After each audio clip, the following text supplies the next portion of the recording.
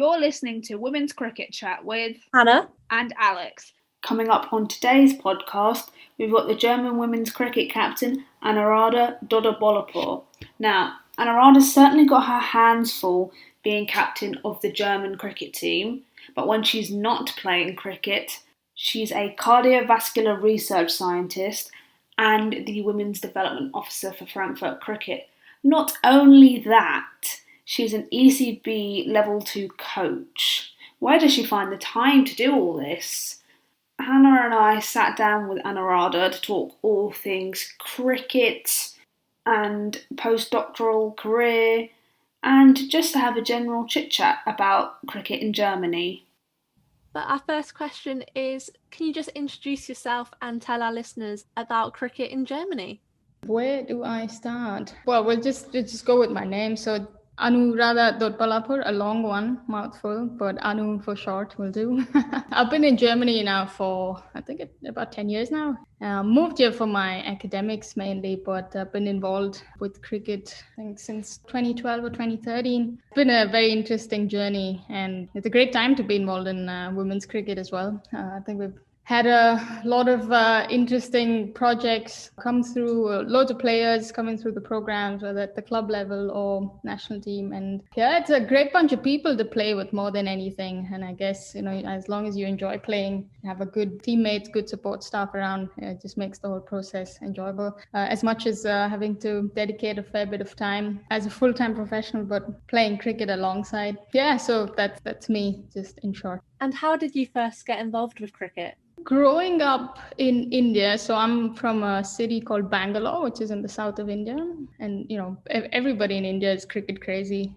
You can't escape that, whether you like it or not. But I think a lot of people in the family, so my dad, my brother, also my grandpa really. Cricket was on the radio all the time. There's a lot of cricket to watch on TV, although mostly men's cricket then. And with your neighbors and friends, you always played on the streets or in the backyard. So you took to the game quite quickly, but it was only, so I must have been, 6 or 7. I can't even remember, but it's when you pick up a bat or a ball, maybe even something makeshift, not even a proper bat or ball, I don't know. But I only got into organized cricket maybe when I was 12 or 13 through a friend in school who used to play for the state side at that point. And this was 7th grade. I remember this very clearly. And I just, kind of went along with her for a couple of trainings and loved it. And it's been 20 something years now.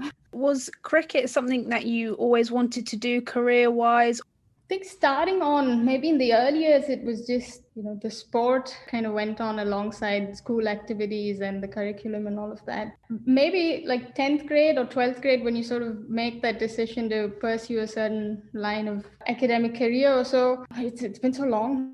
Honestly, I don't think at that point it was really an option to pick up cricket as a professional career. I'm glad things have changed now. So it was never really to only focus on that. I guess I always loved science as much. I'm trying to keep a bit of a balance between the two even now. So I'm really grateful for all those opportunities and, kind of having that support at home and otherwise with friends and teammates to carry on both alongside. I think it's never been to choose one over the other. Yeah, it's a bit mad looking back how things have happened. A few years earlier, I would have never thought I'd land up in Germany, whether it was for the PhD itself or ended up playing cricket for the national team and leading it. It's just so bizarre. You just touched on the fact that you moved to Germany. Did you ever have any aspirations to play cricket for India, or was it just something that came about? Good question. I had to go back in time and ask maybe a 16 or 18-year-old self. I might have aspired to play then, but so I played the ranks of, let's say, junior cricket. So we had under 16 and under 19 set up, then also the senior state side or like the county setup that you have, and kind of made it also to the regional level. But I don't know if I was close to getting picked for let's say an extended side or India A camp or so. I don't know, hard to say. I probably left around the time when that transition would have happened, perhaps. I was mainly an opening medium pacer for my state side, never really a batter in that time. But I would like to believe I had the prospect of making maybe another level higher. But it was, I guess the time I chose to get a bit more into my engineering degree and then further on move.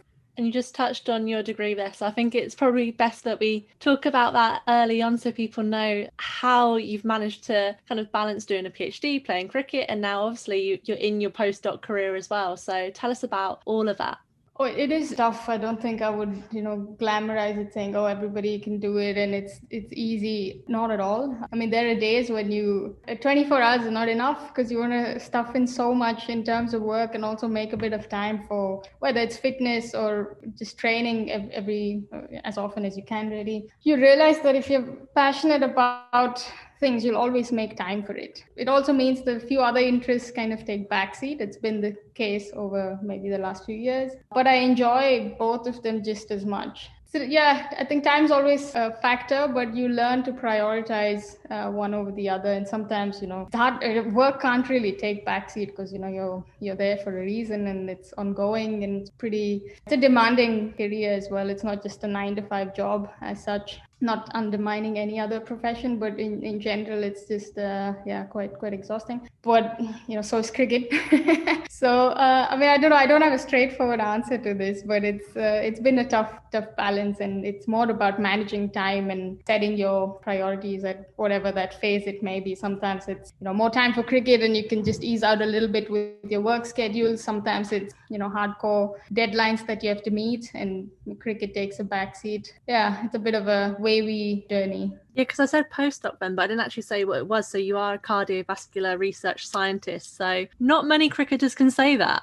Yes, that's true. So my background was biotechnology. I did my bachelor's in that and then a master's in genetics, medical genetics. I was in the UK for that. So I studied at Newcastle Uni for a year. I worked a couple of years after that. And then, I don't know, it just didn't seem so challenging. So I kind of put myself through doing a PhD, which was probably one of the harder things, but very happy with that decision. So the PhD was more getting into cardiovascular biology and genetics, and it's very exciting, getting to lab every day, asking you questions, coming up with how do you solve those, how do you address things. It's just super exciting. I couldn't imagine doing anything else.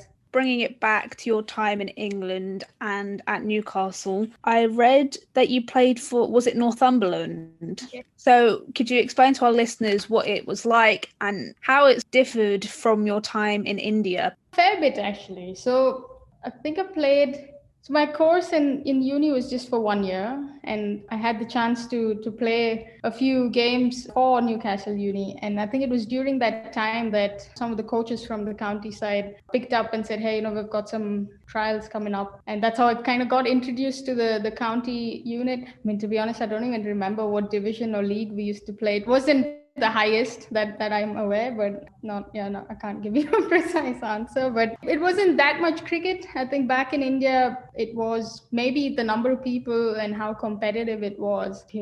I remember days where if we had a tournament coming up next month or so, every morning 6 a.m. to 9 a.m. and then school or uni, and then again back evening another 2-3 hours, and then you got home. So days were super long, but I don't think I trained that long or that hard back in Newcastle. But I guess our fixtures were also, you didn't have to travel 2 days in a train to get across, I don't know, to Shropshire or to Leicester. I think having done those kind of journeys back in India on a train with, another 15 bunch of mad people, I think the experience was very different. The quality of cricket as well as just the atmosphere. And I mean, I think now looking back, I think the ways of how the team culture was, the coaching and the facilities, all of that changed a fair bit. And again, it's very different to what I see here in Germany, but you always remember the nicer bit. So I have very fond memories of playing for the county side. This was the senior county side. I remember, I think 2 seasons or so. And some of those teammates, we are still in touch on social media. So there've also been a couple of occasions where we've traveled as the German side back to maybe for a 5-6 day tour to Northeast England.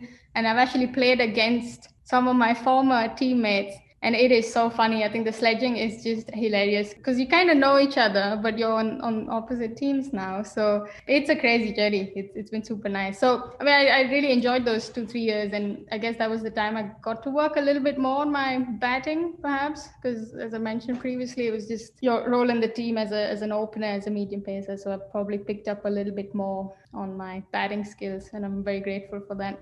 Tell us a little bit more about that sledging as well. What was being said? Oh, I don't know if I remember the details so well, but it's just, remembering those days or some weird incident that happened or somebody being late or just saying, oh, we know how to bowl you, or come on, give us that catch. It's just some really simple stuff, but the fact that it's coming from somebody and it kind of meant a bit more in jest, really. So I wish I could remember a bit more. I've got like the worst memory. If you ask me about scores from 2 weekends ago, I don't know. I can't recollect. I'm just really poor in that.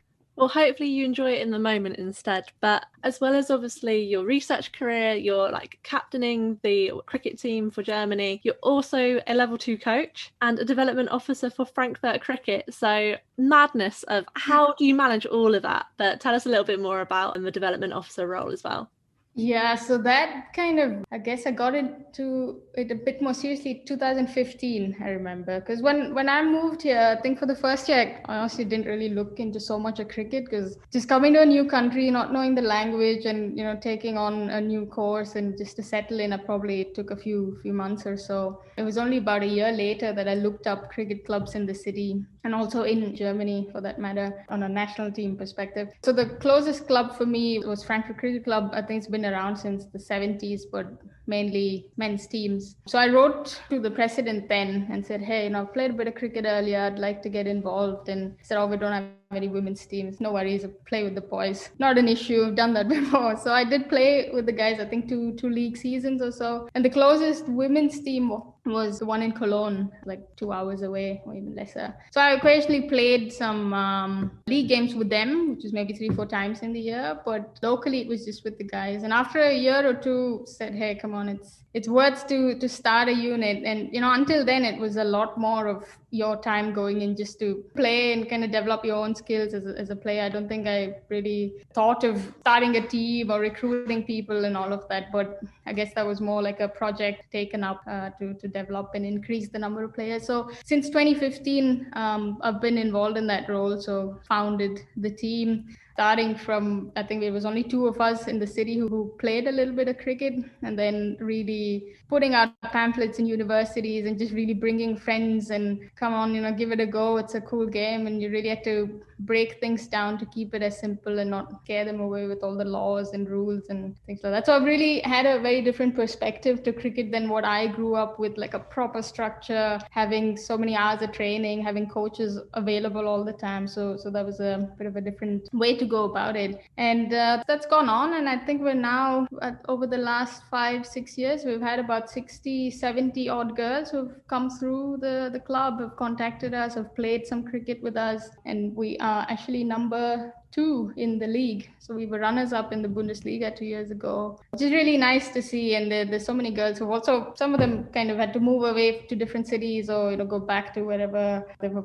probably just in a transition phase in Germany. So, and, the things people have had to say, saying, oh, thanks for introducing the game to us that I never imagined. And we've got like girls from 8 or 9 nationalities in the team, some who've never heard of cricket back in Italy or in Taiwan or Portugal or so. So it's a great bunch of people to coach, as well as kind of get together and create more opportunities for them to learn cricket and to play games. So I really enjoy that. It's a handful, really. It's a fair bit of work. But I also think to be able to have a say in, how we go about women's cricket development in the clubs. I'm also on the board as a women's officer. So making sure we've got enough allocated hours or days for girls. And it's not that, we'll give you the pitch only if the men's league fixtures are done. And that's not the case. I think we've really gotten away from that to saying, hey, we want this and this for the women. And, we're doing just as well. And, all the equality and opportunities that we all talk about, I think sometimes you've got to really push for it. So I'm glad that we're going in the positive direction. So yeah, that's what I do as a development officer, really recruiting players, organizing. I think we've grown as a group now that I don't have to do every task. I think there's a bit of delegation that goes on, and it also keeps the players a bit more engaged when they have a few tasks for the team and kind of have a sense of ownership for what progress the team sees as well. So kind of learned how to manage people a little bit more. Yeah, so that's the development officer role. Coaching, again, started with the same. I think starting a new team, you had to kind of bring all the experience that you've had and learned as a player and as a senior player also in the national team. So that was cool. And over time, I kind of did the level 1, level 2. And in fact, just since last week, I am on the level 3 cohort, which is apparently it's the first time in 7 years that they've opened this out to European coaches, which is amazing. So we're two of us from Germany who are on this course, and we'll probably be the 2 level 3 coaches by the end of the year. A lot more work to do, and I'm super excited. I think there's loads of opportunities and good future for aspiring cricketers in Germany. In regards to setting up the Frankfurt women's team, what decisions went into creating the team, and did you face any challenges? That is a good question. I think it was really starting from scratch because, as I mentioned, so apart from me, there was another player who used to play for another club team, like in the central part of Germany, and she had moved to Frankfurt for her studies as well. So I was so glad I just had another partner, really.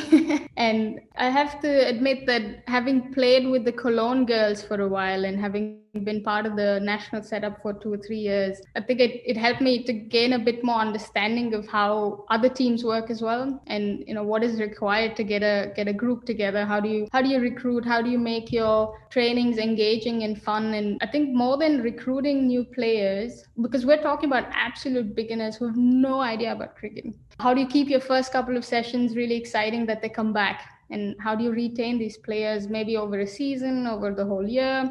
And making sure they have not just training every week, but to probably organize more friendly games, or whether it's softball, hardball. And so the more you play games, the better you understand the game and you learn. And also doing scoring courses, umpiring courses, just within our unit as well, not necessarily like a qualification or certification. So really had to cover all bases that you can think of.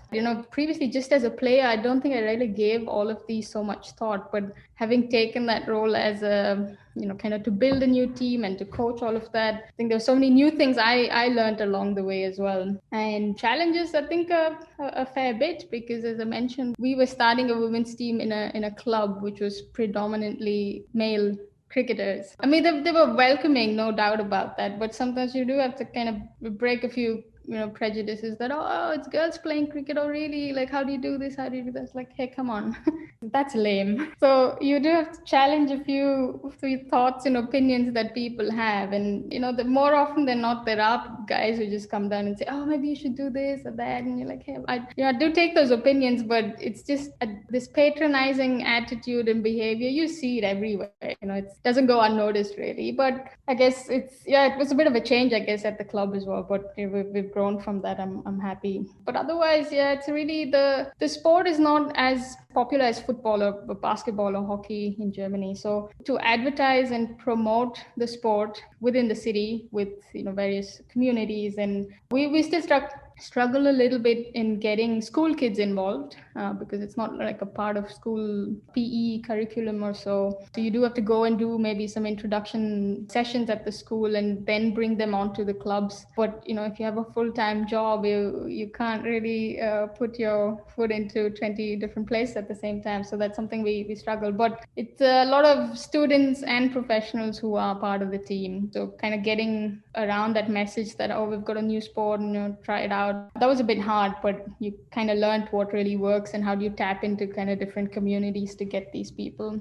and making time for it. I guess for me personally, the biggest challenge, in fact, in over the last 4 or 5 years, is you give so much time to organizing all of this. There's a lot of back end work that goes on, and when you're there running a session, you are coaching. So for me as a player, I think I really get much out of that session. So if you're doing 2 sessions in the week, you're just coaching, but you're also an active player and you're the captain of a national side and you want to perform and kind of lead by example. So I think that's taken a little bit of a hit. So for me, that's challenging to be able to get enough training for myself when we're doing these club sessions, as opposed to just kind of running them and focusing on the development of the player. So that's something I'm constantly learning to manage. So it's probably what I can put another challenge that's been there for a while.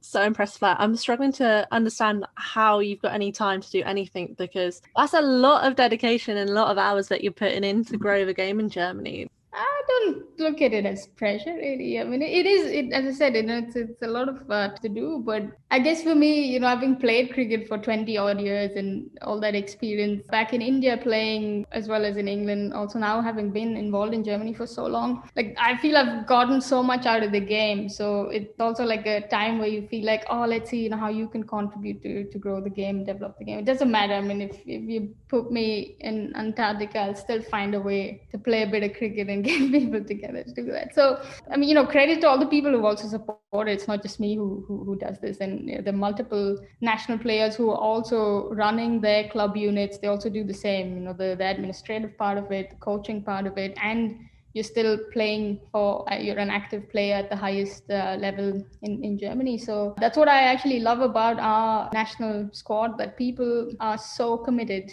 And, I'm just one of those examples, really. So they're not just, selfish and just, I want to play my game, go back and can't be bothered. I think everybody wants to drive the game forward. And I think we're all trying to find the best ways to keep some sanity playing and developing the game. So I guess rather than pressure, it's just more excitement, isn't it? Just living on the excitement of just trying to grow the game and get as many people involved. Because I saw as well that, has the Bundesliga started now? I saw it's expanded from 9 teams to 15 teams starting in April. So I guess any day now. Yes, I think our first fixture, at least for us in the West region, is on the 1st of May. But right now we're still in lockdown. So we haven't even gotten out as a team to train as yet. I'm hoping in the next 3-4 weeks we're able to do maybe in small groups or so, but everything's dependent on the local government. So that's a bit of a setback. We in fact had to cancel the league last year because of the same, which is a bit of a setback, to be honest. But let's see. I think having seen that growth, as you mentioned, 2 years ago, we had 9 teams in 2019, and now we're 15, which is amazing. So that speaks a lot for the work that many other clubs are doing. And again, previously just having had maybe under 19 boys or men's team, and now they're all shifting a bit more focus into building new women's teams and kind of having people volunteer and help. Yes, just tell us a little bit more about what the Women's Bundesliga looks like in terms of those teams. Like, how has that kind of developed over the past couple of years, as you've just mentioned?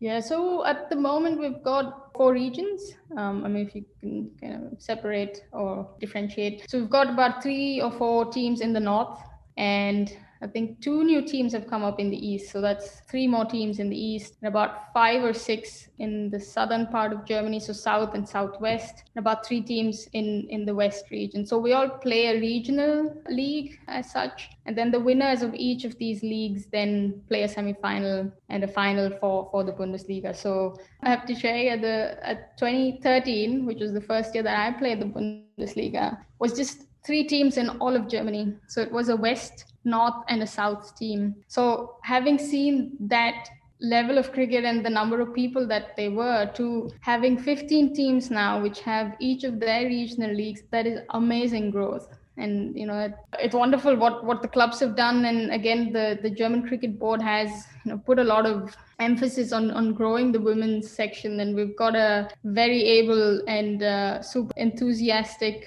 women's officer at the German Cricket Board, who's also the vice president of the board now, Monica Lapte, and she was a former player as well. And I think we all say this, and we're so proud that she's still very much involved. And I think if it wasn't for Monica, probably German women's cricket wouldn't come to this stage maybe in the last 5-6 years. And I think she does everything in her capacity to push for that and make sure that everything that we sort of demand in a way over and above, that it's kind of met. So I think I'll say this on behalf of every female player in Germany. I think Monica is just like one of our biggest assets. You've just set up the next question perfectly, because I was going to ask about Monica and how important it is to have women on boards. As you mentioned, you're on a board as well, but having those female voices at the top there must be so, I guess, refreshing as well, because not everybody does have people fighting their corner. Yeah, no, that's true. And as much as the people who've been on the board previously, I think they've always been supportive of women's cricket, but I think there've also been times where we've had to kind of challenge or question how some things are done in certain ways, just because that's been the norm for a long time, and having to change that kind of perspectives and having somebody on your side. I mean, she's not on the board just because she's female, and she's there because she's done some fantastic work, and all of that is there to kind of vouch for her position there. And we would love to see more people on the board making those decisions, because if you don't have that understanding and also that representation of genders on your board, I think it's hard. And knowing that the women's section's growing really fast, and I think the prospects are amazing. So you've got to have smart people who've got a vision and who know what direction to steer this, and that's super important. And I think, as I mentioned, for us, Monica is really she's there championing for women's cricket at the national level as well. What does the development map look like for Germany? Are there plans to branch out so that there's more teams involved? And what are your plans for the structures?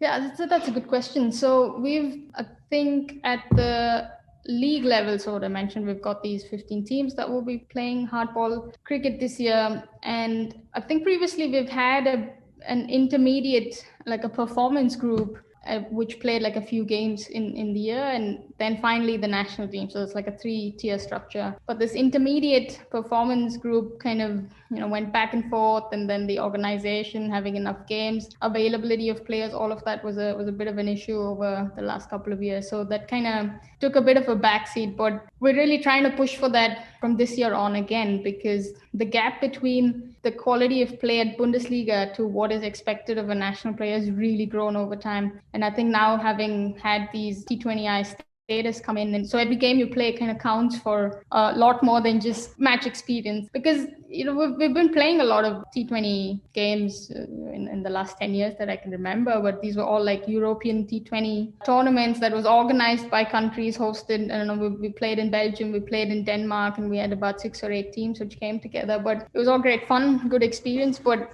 I think with the new ICC status, it's just meant that we've got to really pull up our socks and play a better quality of cricket as well. So to kind of feed into the national team, I think we really want to push a bit more for this performance intermediate structure or layer, and probably have a few more league games for that. And it's also a bit of a pathway for people to kind of know what's the next step. If you're a good Bundesliga player, where do you go on to, and how do, let's say, your national captain or your national coach recognize your performances. And for anybody who aspires to play for the national team and wear that jersey, then it gives a bit more solid understanding of the levels expected. We've had the under 23 group, I think, the last 2-3 years, but we're trying to get more younger groups, so perhaps the under 19 this year, and hopefully maybe in 2-3 years time we do have an under 19 national team. This is in fact been part of the group or the working committee that's put down a 5-year strategic plan for the DCB along with the ICC, I think, in the last 4-5 months. So that should be out officially this month or next. And one of our key focus areas is really women's cricket. So I think there's a lot more work to be done, but I guess it might take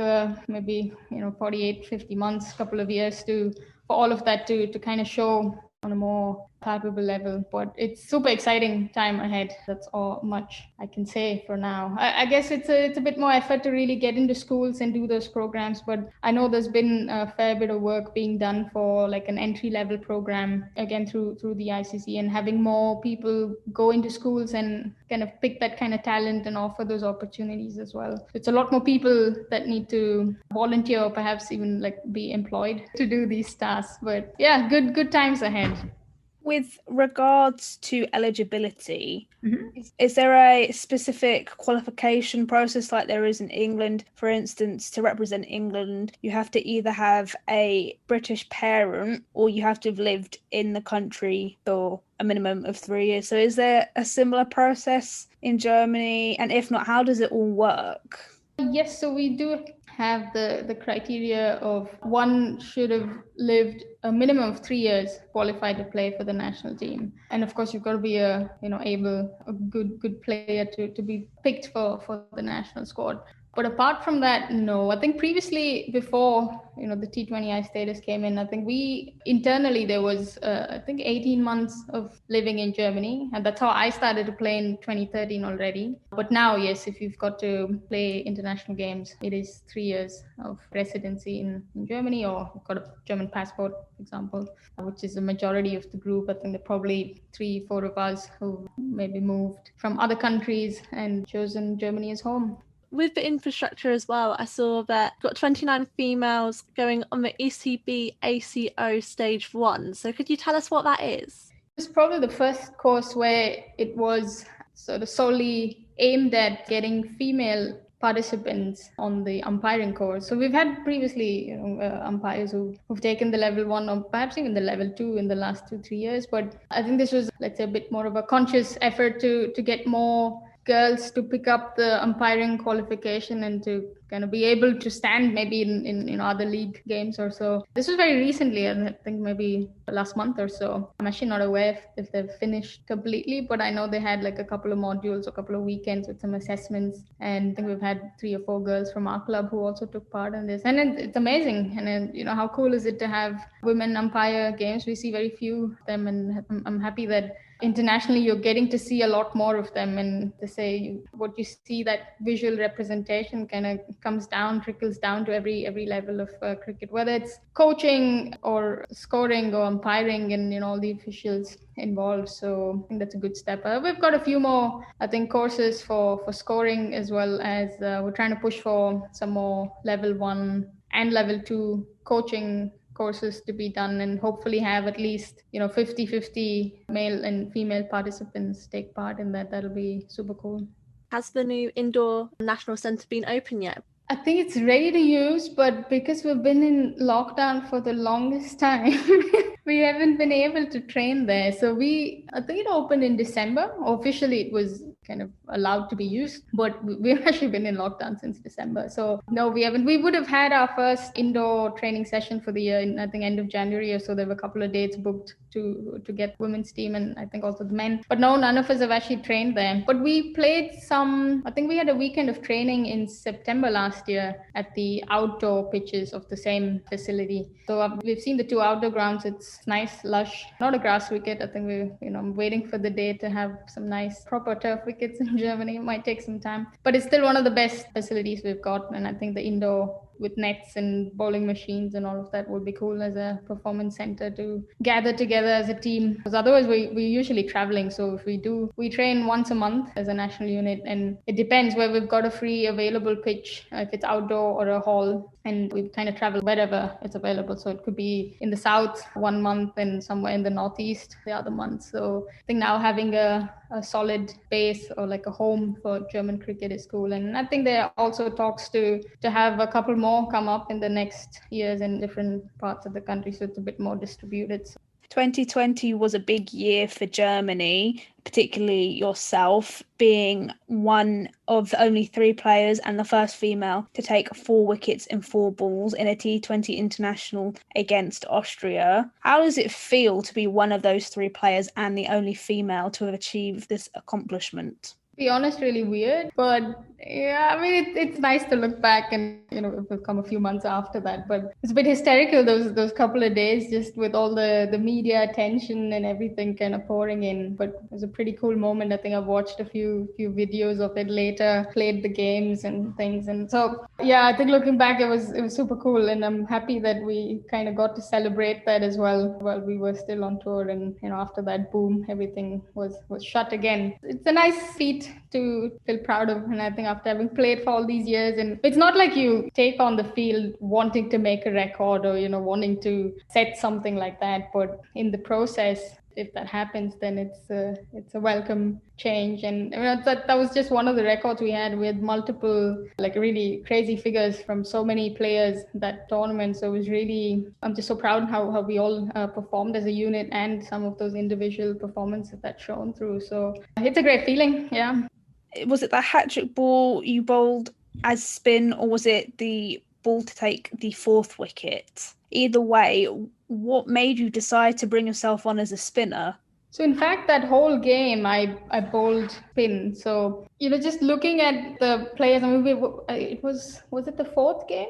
I think so. So we had like three games that already happened, and you knew their batting order, you knew how they played, and I'm usually a medium pacer, and it just made sense to really take the pace of the ball. And I've done that before also in, league games or in some other games, also some international games before, maybe like 14, 15, just trying a few things out. So I knew I could control the ball well. So it was really about just, bowling wicket to wicket and putting a bit more pressure on the batters to score. So yeah, a bit of a tactical change, but I don't know. I can't remember how I bowled in the other 2-3 games of that series, but it was just good luck as well. So I think it was 3 overs I bowled in the game, and they were all slower or off spin as such. It's just easier to control. 1 minute a seamer, 1 minute a spinner. Not many people can say that, mixing up the variations. Literally, I'm like speechless now. I'm like, what? That's mad. Madness. Like, I know, but it's a bit bizarre when I have to explain this. 20 years I've bowled a certain style, and then your bowl spin just is a bit of a variation or tactical change, and then you have a world record in that. It's like, I wish this was in my normal bowling style, but I think it's a bit more quirky just to say, hey, that's not our bowl, but I still managed to get 4 and 4. We'll leave it at that. We spoke to Jenny Gunn as well, and she's got, I don't know if you know her whiff ball, where she's got her slow ball and she calls it the whiff, and she says she hates bowling it, but it's that variation, it's that tactical, like she gets wickets for it, so... No, it is. I think it is hard to bowl a slower ball. I think unless you're super confident and you've trained well enough, and you've got a few in your kitty usually that you try. But if I'm doing my usual run up and whatever the pace, and bowling a slow ball is hard. But this was just literally switching to a more spin style, just with 4 steps coming in and trying to get a bit of wrist spin on. And I'm just so glad it worked. It could have really gone south. Yeah, no, I love it as well.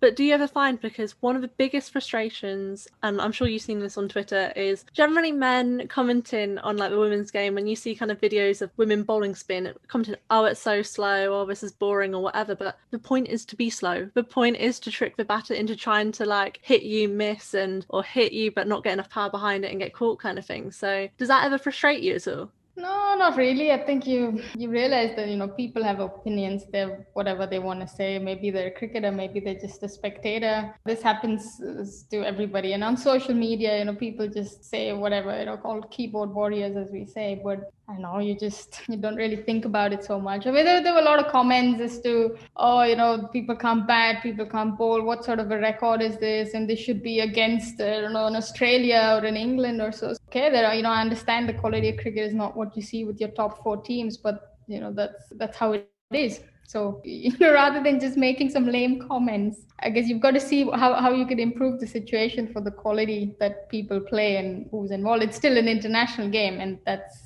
what it is. So no, I don't think it's just not wanting to engage in that kind of a conversation on social media. I think I don't bother.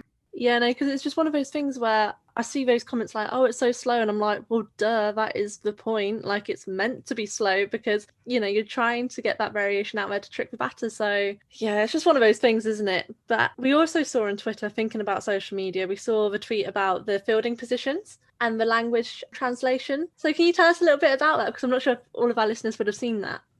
Yes, it's actually quite funny. We speak a fair bit of German, but also a lot of English within the team. And I guess with the cricket having a lot of terminology in English, it's just hard to really find literal translation to things. So we're happy to go with whatever suits and whatever most people can follow. But I also remember a couple of years ago during one of our training weekends, we kind of sat down and said, let's try and put all the fielding positions in German. And this was hilarious. So I think some of us even have like a photo of it. So I'll tell you my favorite ones. So cow corner translates to Kuhecke, and that's got to be my favorite. And there's also gully, which is Gasse in German, so like a narrow street or so. And slips is actually quite funny. So slips is Unterhose. Unterhose is like underclothes. So it's hard. And I think there's Decke, which is cover, so it's like a cap, the literal translation. So there are quite a few quirky ones, but we don't really use that on the ground. But the hope is to kind of get a bit more German spoken while we play. I guess we all just go back to whatever's comfortable to communicate. But yeah, Kuhecke is my word, really. That's my favorite. What do you say for how's that? Oh, we still say how's that. We don't really have a German. I can't. Because did you see on our women's cricket chat Twitter, Roberta from Brazil, she'd been saying WhatsApp instead of how's that for the first bit of her career. So we were having a bit of a laugh about that with her, obviously not, So yeah, we found that really funny, and so did she. Yeah, I think I saw some tweets about it, and she's quite active as well. She's quite an entertaining person. I do enjoy her tweets every now and then. So no, I don't think we do much of that in German. How's that is how's that. I think sometimes people just like, you look at the umpire, you probably won't even appeal if it's a very obvious one, but you still got to go for it. So no, I don't think we found a proper German word for it, but when we do, I'll keep you posted. So you made your debut for Germany in 2013. So what was it like to make your debut? And you're also captain of Germany. So how did that come about?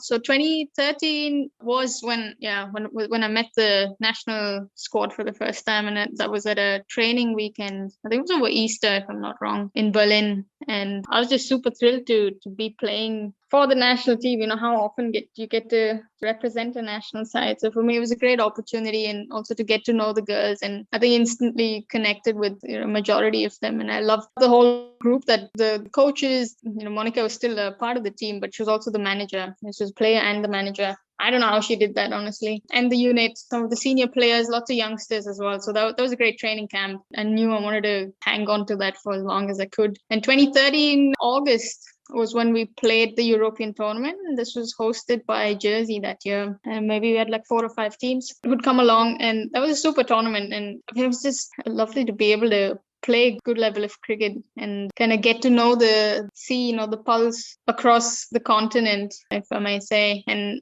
I think since then it's been about 5-6 years on to, I think, playing those tournaments. We only met twice a year back in the day, so it was those training weekends over Easter or a longer bank holiday or so, and then the European tournament in August mostly. And we played in Denmark, in Belgium. We hosted once in Berlin in 2014. So that went on for a while. And 2017 was when I took up captaincy. So our previous captain was Stephanie von Meyer, who's a gynecologist by profession. And it was some big shoes to fill, because I think she was the captain since the team was started. So she'd done a fair bit of work with the group, and so also happens to be one of my best mates in the team. So happy to kind of take on after. And it's been quite a journey since then, 5 years. And I think we've grown each year. There's more and more that we've kind of asked for as a team to help the development of players, whether it's having more training weekends, having more tournaments. And as I mentioned earlier, with T20I status being confirmed to every international game that's played, just really boosted the spirits for us as players as well, and to do better at an international stage, and kind of to be at the helm of that and kind of representing the team as a captain. I couldn't be more proud, and it's an honor, and I love our team. It's like family away from family for me.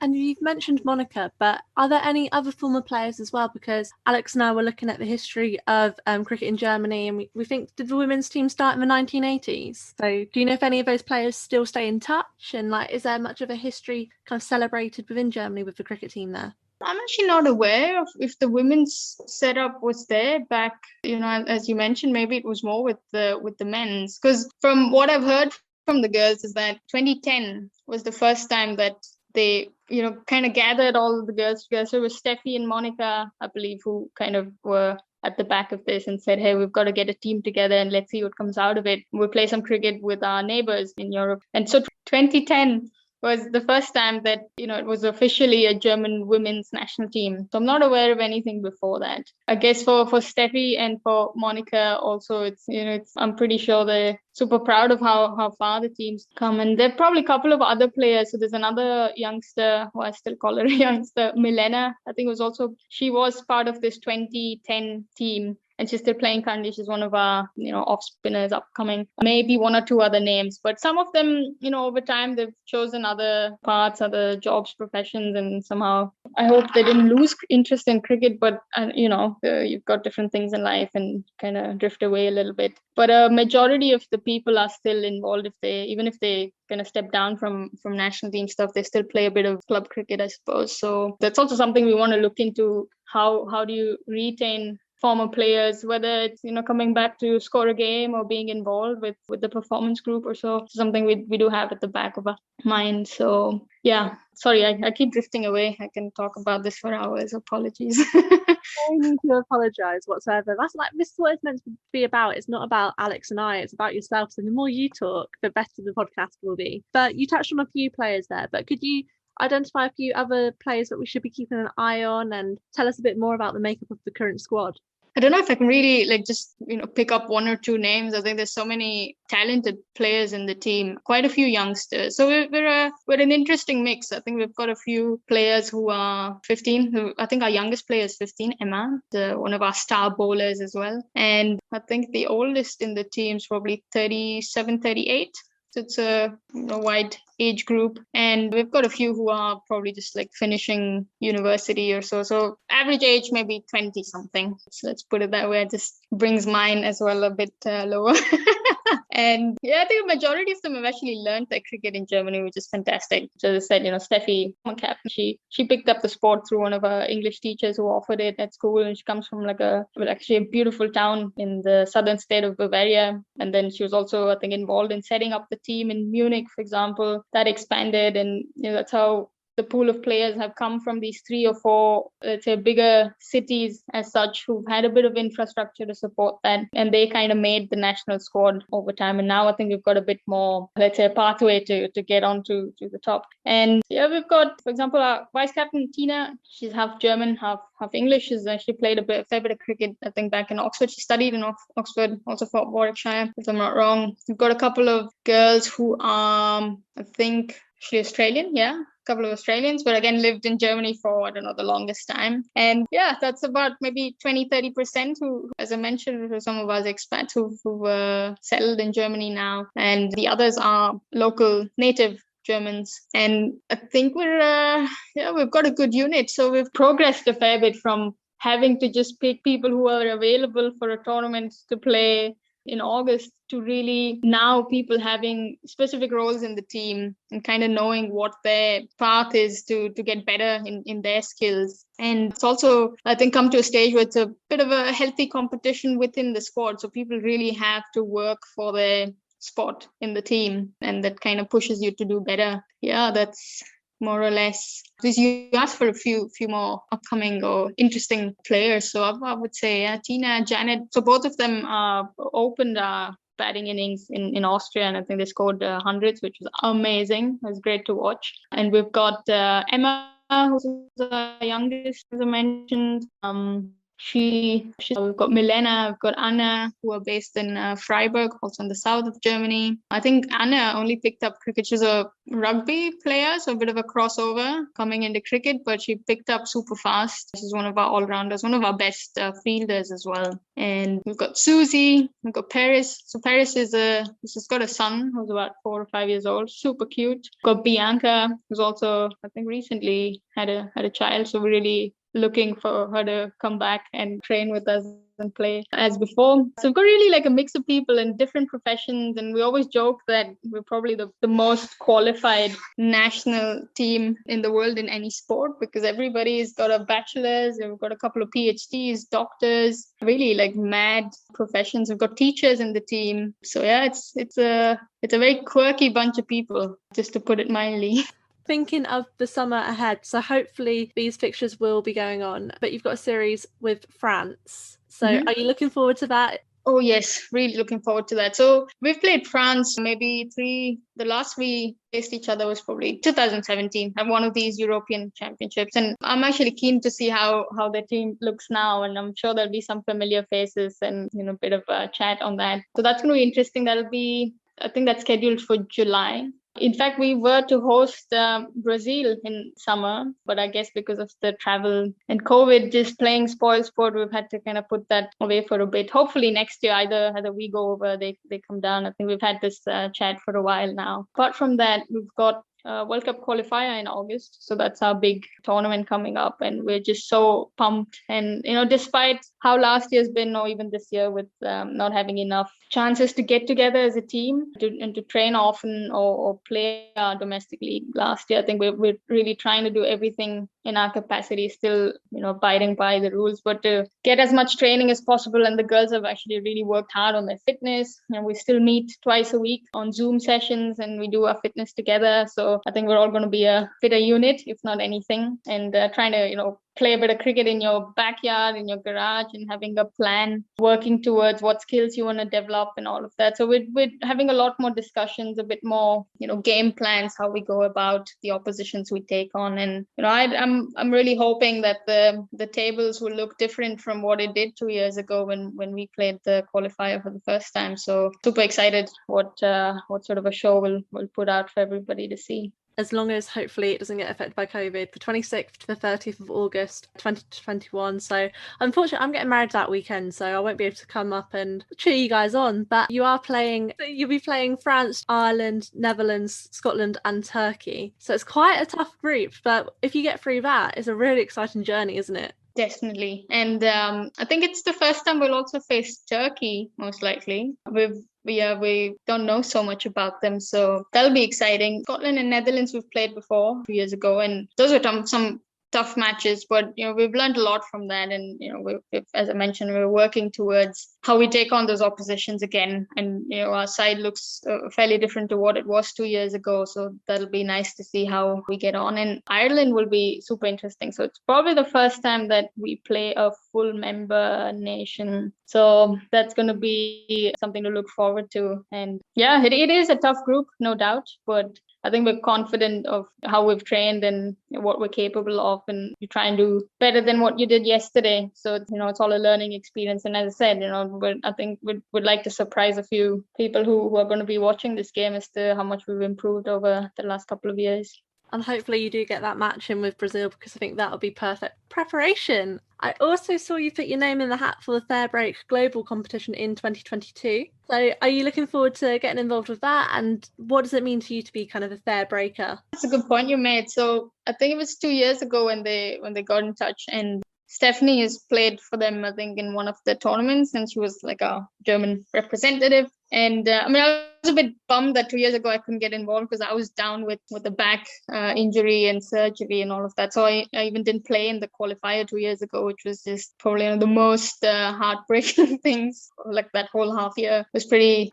sad in a way. So I did miss out on a few opportunities. So I would have hoped to have been involved with Fair Break back then. But we've been in touch with a couple of them over the last year or so, and I think it's a great initiative. And I think Sean, with his contacts, I think network and kind of pushing for this invitational tournament, and now that it's also ICC sanctioned, this is fantastic. So it's a great opportunity for, I think, associate players to kind of be playing in the same team as some of the big names that you watch on TV, and you're like, I wish I had the chance to play with them. The things you always talk about. So it's just a great opportunity, and I'm sure anybody who will be involved in that tournament as a player, as an official, there's so much to gain from it. And I think also the underlying message in terms of gender equity and equal opportunities, I think that's something we all, you kind of champion for it every day in your own way, and doing that through sport, it's a fantastic initiative, and all our support. And I think as we were recently also part of this Captain's Cause that they did along with Solar Buddy to kind of try and illuminate lives of people who are in energy poverty. So we said, hey, we're happy to get on board and kind of support in whatever way we can. So when you see like the purpose behind any of these kind of activities and events, and it's got more than just cricket involved, we're always happy to jump on board. So I think this 2022 event in Hong Kong is going to be quite a game changer, I'd say.